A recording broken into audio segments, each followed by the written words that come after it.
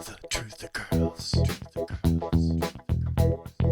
Hi everyone, it's Truther Girl Sonia here. I just want to let you know what's going on with me. Like sometimes you'll see I do a lot of videos, sometimes I don't do so many. Usually when I'm not doing so many, it's because there's a lot going on in my life. So I just want to tell you what's going on right now. Well, number one, my mom is moving and I'm in charge of the move. So I have to pack up all her stuff and get her moved into her new place. So that's a lot of work. Fine though, that's okay. That would be okay actually for me, and I'd still be making more videos if it wasn't for the fact that my son also got suspended from school. And I want to talk to you about this because I had told you that he was going to a new school into a classroom that was just for autistic children. And my hopes for this were high, especially since he was going to be in class with a friend, one of his best friends actually from earlier years. But let me tell you how it's been turning out. I think in this case it's best that I don't overthink it and I just tell you exactly what's happening. The classroom is in the basement. It's a little room in the basement, and there are 7 children in there on the autism spectrum. Most of them are what you would call high functioning, but not all of them. I've been there a couple of times bringing him in for some reason, and I was in the little sort of quiet area room next door. And from what I could tell, the classroom environment is chaotic. It's absolutely chaotic. I mean, the word that comes to mind is it's a zoo. I'm not trying to say that the kids are animals, but it's just like, just chaos, you know? A lot of screaming, a lot of melting down. It seems like basically what they're doing is they have these kids in the basement. They're just sort of warehousing them there. Like they're just containing them in a classroom where they're not disturbing anyone else, but it doesn't seem like they have a lot of experience or, you know, expertise with dealing with these children, with behavior modification or with structuring the classroom in an appropriate way so that this could be a good learning environment. Because when I've been there, all I hear is a lot of chaos and screaming. And my son has had problems. And in fact, he's suspended right now, like I said. Well, when I come in, what I see is some of the other boys in the class, and like all these kids have really big issues with personal space. My son comes in and right away, like a couple of them will be there and they'll be just right in his face, like 3 inches away from his face, yelling. Like they're happy to see him, but they're like, hey Gunner, how's it going? And then they're touching, and then the other one starts play fighting. And I mean, my son is like, he's triggered, you know.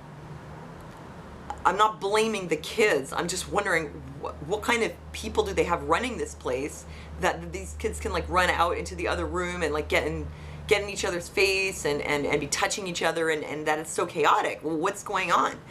Because what's been happening is that my son is wound up, and like when he's with me, I find he's quite okay. Since he's suspended, I've had to take him along with me to like assemble furniture, and I find my son is really a really good kid, very much willing to please. He has some issues obviously, but all it really takes with him is a decently structured environment. You have to make sure that you're aware of his limits and stay one step ahead of them.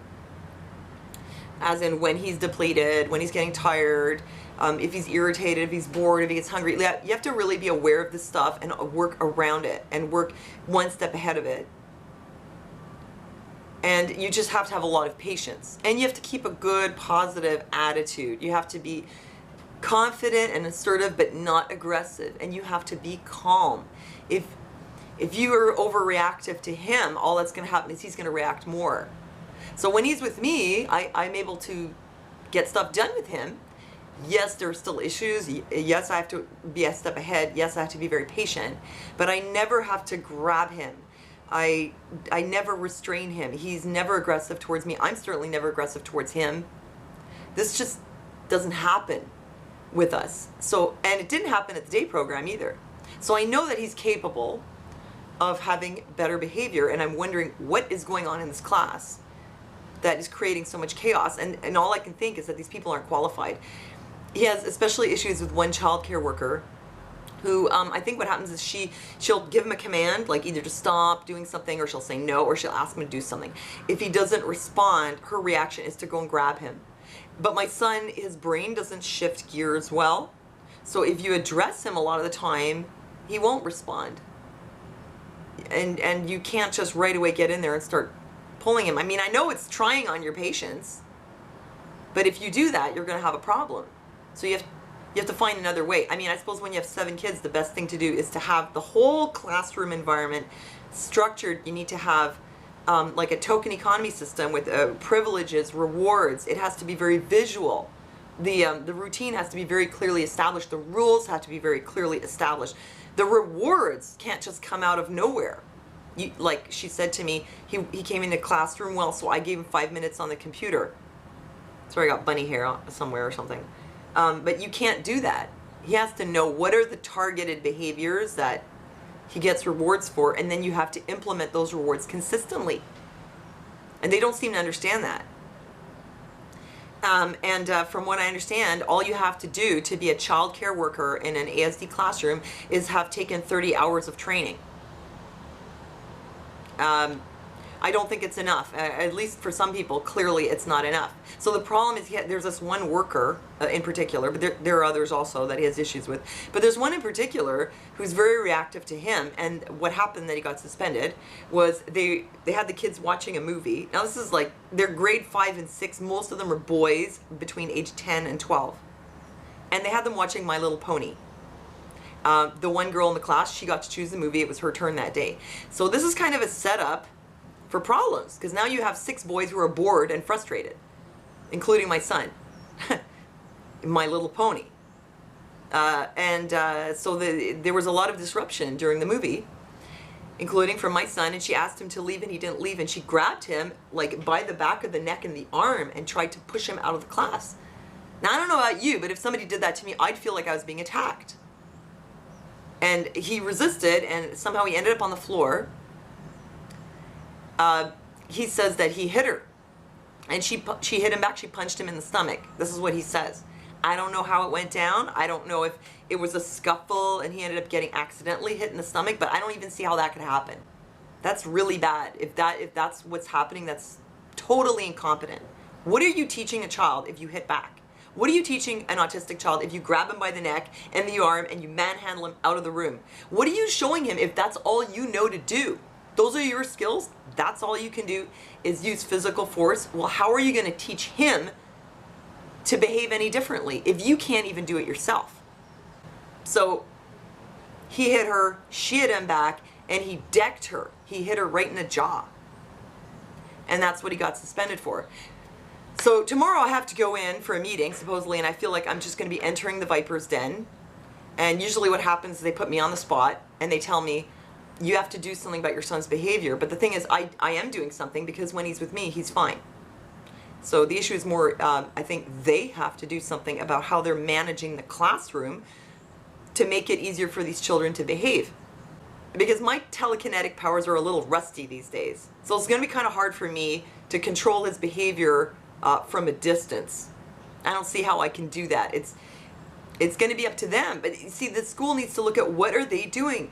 And if I tell them, your CCWs, your child care workers, are obviously not qualified, they don't know what they're doing, or this wouldn't be happening, they don't like to hear that. They're going to be defensive and say, oh, well, they've had the training. Well, clearly the training isn't enough. Because how can you call this a classroom, a specialized classroom for autistic children, if what you have in there is chaos? That's what I would call a containment zone for autistic children. And, you know, it puts us parents of kids with serious behavior problems in a bad situation. Because what are my options? I've entrusted him to this school. I was hoping they'd be able to manage him and like help him, actually help him. And they're failing. My other options are put him in a school for children with severe behavioral problems who are not autistic. You're going to have kids in there who, you know, have fetal alcohol syndrome or stuff like that. Kids with attachment disorders who've been in foster care, like aggressive children and stuff who are not autistic. This is a different thing, and that's not a good environment for my son. I think it's going to make it worse. The other option is what? I homeschool him. How am I supposed to do that? I have a lot of things to do. I have a lot of responsibilities, and I have to work. So how am I supposed to do that? And it's like, I know there are some schools for autistic children specifically. The problem with those schools is they don't give any academic credit. And I think my son is really smart and he can do academics very well. And it would be a shame if he just went to a school where they're just working towards, having life skills, and then he comes out of there and he has no credit. That's going to really set him back. And especially because I was very similar, and I ended up in a school where I was there 3.5 years, I came out with no credit. It really set me back. I mean, I did go to high school after that. I did go to college, and I was older than everyone. I went to night school, I went to college, I went to university. It took forever. It was just a really discouraging situation. I don't want my son to go through that.